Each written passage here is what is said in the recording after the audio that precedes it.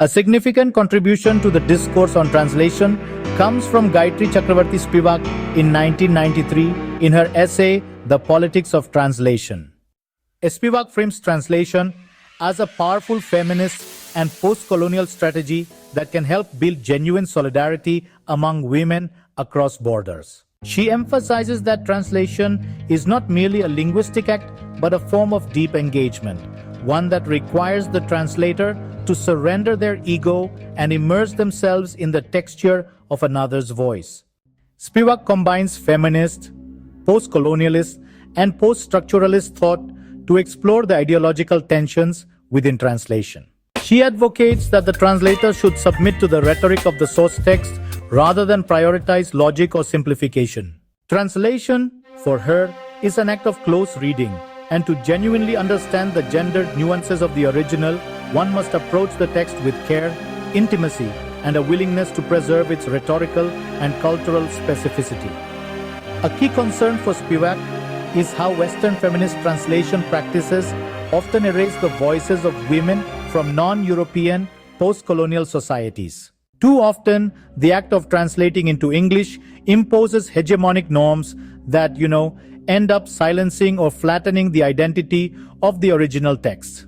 As she points out, in the act of wholesale translation into English, there can be a betrayal of the democratic ideal into the law of the strongest. Spivak argues that true feminist solidarity cannot emerge from power dynamics that demand the less powerful adapt their voices to the dominant language. Instead, feminists from hegemonic nations should learn the languages of the women they seek to stand with. Solidarity, in her view, must be earned through linguistic humility, not imposed as a moral or political imperative. This is especially urgent when engaging with women in post-colonial societies who are often illiterate or disconnected from the global feminist discourse shaped by European languages. Spivak insists that the first responsibility is to understand these women in their own mother tongues, not to impose a Western vision of feminism upon them. So, drawing on Derrida's post-structuralism, Spivak suggests a new translation paradigm, one that, really centers rhetoric, logic, and even silence. Spivak also critiques what she calls Translationese, that is, a kind of mechanical, homogenized language that just erases the uniqueness of the source culture.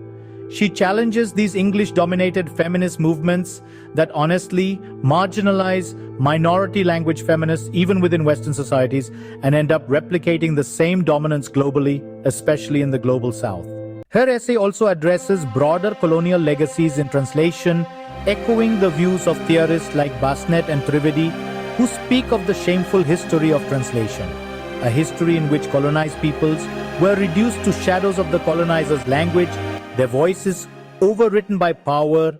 Ultimately, Spivak reframes translation as a deeply political and feminist act. It is an ethical engagement with the other, one that demands respect, empathy, and resistance to linguistic domination.